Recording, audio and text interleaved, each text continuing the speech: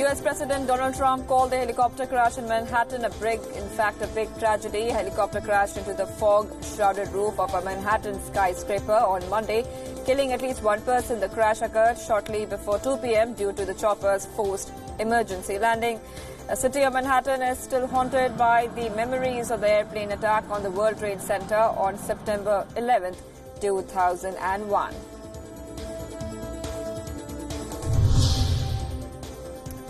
Hong Kong leader Carrie Lam has vowed to push ahead with amendments to laws allowing suspects to be extradited to mainland China.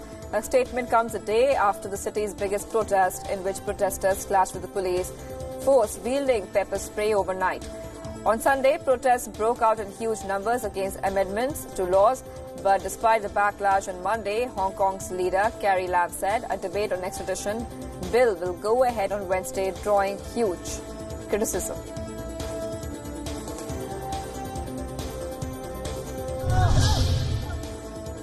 A campaign of civil disobedience to demand civilian rule left the streets of Sudan's capital Khartoum largely deserted on Monday.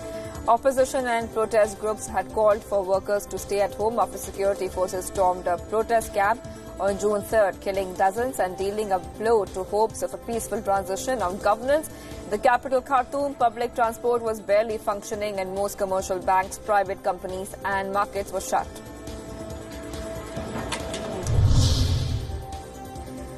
Migrants took to rafts at the border river between Guatemala and Mexico on Monday, but were greeted on Mexican shores by immigration officials as the country's new migration deal with the U.S. takes effect. Friday, the U.S. and Mexico struck a deal to avert a tariff war, with Mexico agreeing to rapidly expand an asylum program and deploy security forces to curb illegal immigration from Central America.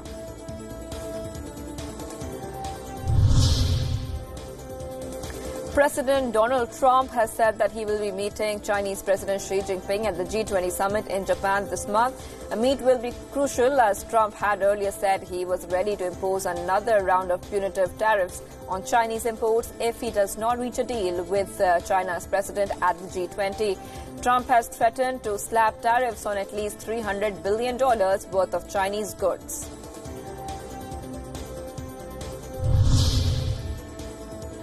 Leaders of the 11 member states will discuss all-around cooperation to promote regional stability and prosperity at the upcoming Shanghai Cooperation Organization Summit in Bishkek, Kyrgyzstan.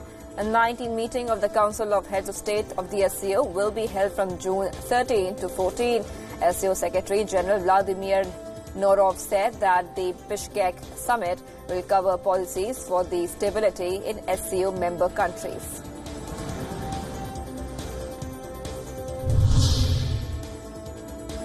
PM Modi had an extensive interaction with the secretaries of the government of India on Monday. He told the officials to make ease of living the topmost priority. Prime Minister identified poverty and water sector as core focus areas of the government of India.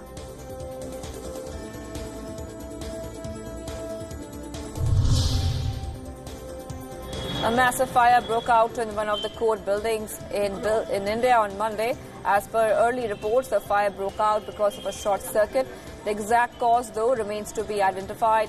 Fire tenders reached the spot and tried dousing the fire, which had picked up in intensity. By then, a fire started in the north block of the court building and soon spread to other parts. Firemen, though, quickly put out the fire and casualties have been reported.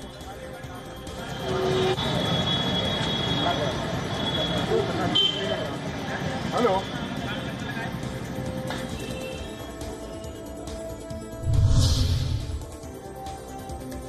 The local train service in the Indian city of Mumbai was severely affected by heavy rainfall in the area. Trains were affected on the Western Railway local line and moved on a snail's pace due to rain-caused electrical sparks. Flight operations were also affected at Mumbai's International Airport due to low visibility.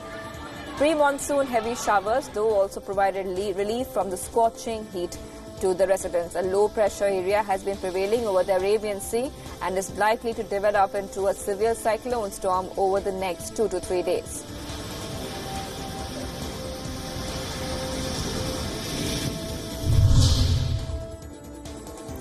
The Vatican City on Monday issued an official document disallowing people from choosing or changing their genders. The document also insisted on the sexual complementary of, in fact, men and women to make babies.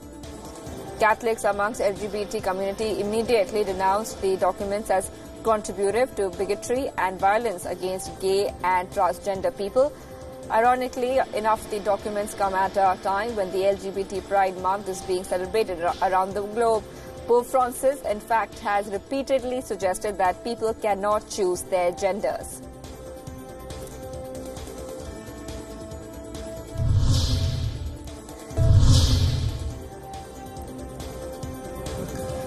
At least 9 people were wounded in an explosion near Rome in Italy. The blast, believed to be a gas explosion, destroyed the town hall building on the suburb of Rocca di Papa. A neighboring nursery school and a public office building were also damaged.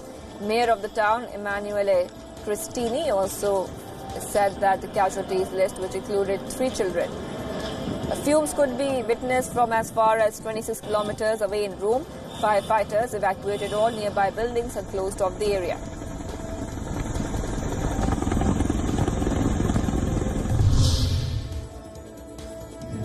A rally car lost control and plowed into members of the crowd during a race in Hungary on Sunday. Video footage shows the car quickly losing control after making a turn and speeding into the crowd lined up to watch the race.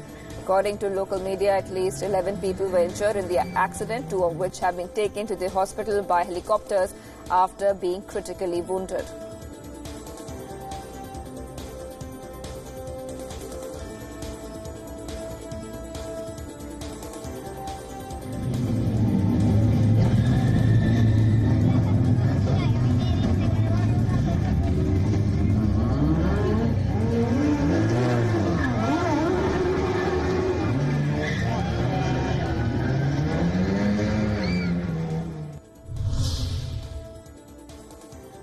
Swedish police officers shot and wounded a man outside a train station in Malmö on Monday. The man was banging a bag on the ground and was claimed to have a bomb with him.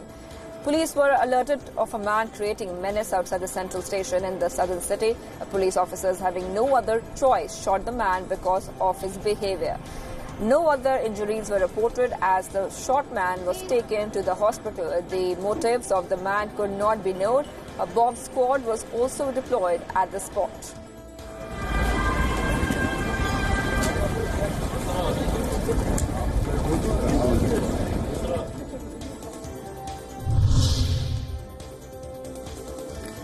Farmers in Sardinia, Italy are facing an unusual threat to the crops. Grasshoppers and locusts, another species of grasshoppers, have been swarming the Italian island and destroying farmlands. Millions of grasshoppers could be seen crowding a field of grass, a tree and building which is at the center of Sardinia. The representatives from Italy's Coldiretti Agricultural Association said the large number of insects have been feasting on and destroying hay meant to feed farmers' livestock. Farmers in the region have been calling on authorities for assistance.